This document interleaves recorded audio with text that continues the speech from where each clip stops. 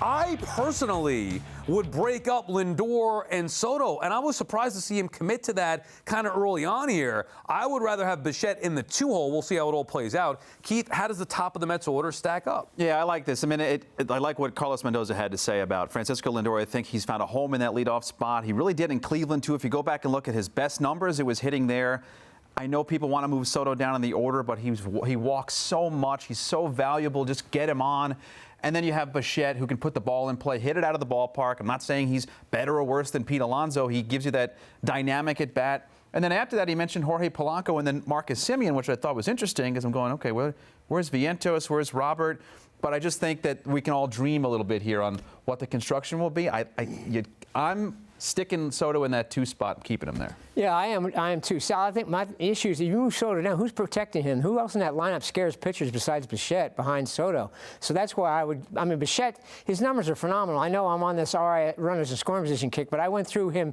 He's got a 330 lifetime average runners in scoring position, which is nuts. But I went through it year by year. There's only 1 year out of his 6 full-time years where he's had less than 340 average runners in scoring position. So you figure Lindor and Soto are going to be on base a lot. He's their guy. I mean, unless something goes wrong, he's done it so many years now that there's no fluke about this, how clutch he is. Who's the best power bat on the New York Mets? But power's not going to scare a pitcher if you. Juan Soto's going to scare. See, who is the best power bat? It's Juan Soto.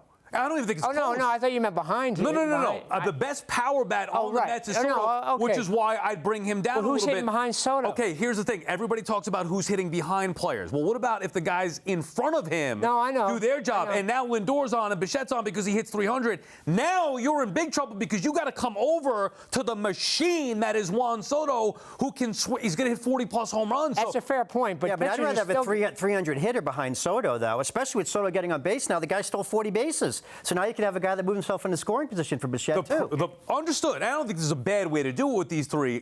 But if you don't have that power bat in the 3-hole to clean up those guys in front of them getting on, and by the way, I think the Mets' bottom of the order is going to be much more productive, so they'll have more RBI opportunities, whether it's Soto, Lindor, or Bichette, no matter where they hit. I want the power bat a little bit lower than number 2. I want the RBI bat. That's what Bichette is. Where the Mets got in trouble last year, Alonso had a great year, right? But it was Vientos and Nimmo. That is where I felt like the Mets had lost out on so much opportunity. Those guys couldn't handle those moments, especially early on. It was serious in Houston.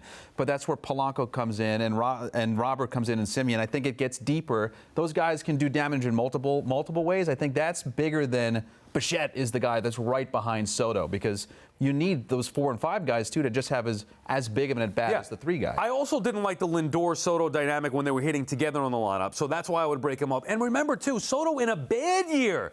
It was a bad year. He didn't drive in runs for the first 2 months. He drove in over 100 runs. He's also a run producer. I know Bichette's nice with the wrist parp. You're in love with the runners in scoring position. Well, Juan Soto's a machine. That was an issue for this team in the last few years. It's trying to with the runners in scoring position. Major issue.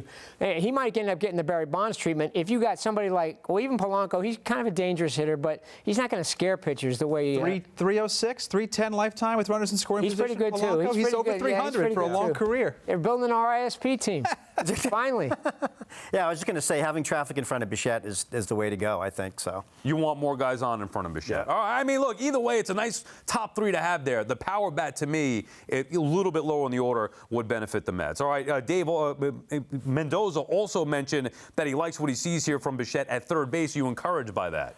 Yeah, I expect Bichette to be fine at third base. I mean, he already played on that side of the infield. I think moving over, especially with the work he's putting in now, and also with the extra work he gets in for spring training. I mean, this is a situation where last year, when the Yankees traded for Jazz, they moved him right to third base without any work at all during there, and he was fine. So I don't anticipate third base being a problem for Bichette. I never thought that was going to be an issue from the beginning. So. Yeah, if you play short, you should be able to play third base. I mean, that's a pretty simple. I'm not even worried about Polanco at first. Everybody's going nuts about that. You can't play first base. It's the big leagues. How much worse can he be than what they've had there for the last several years?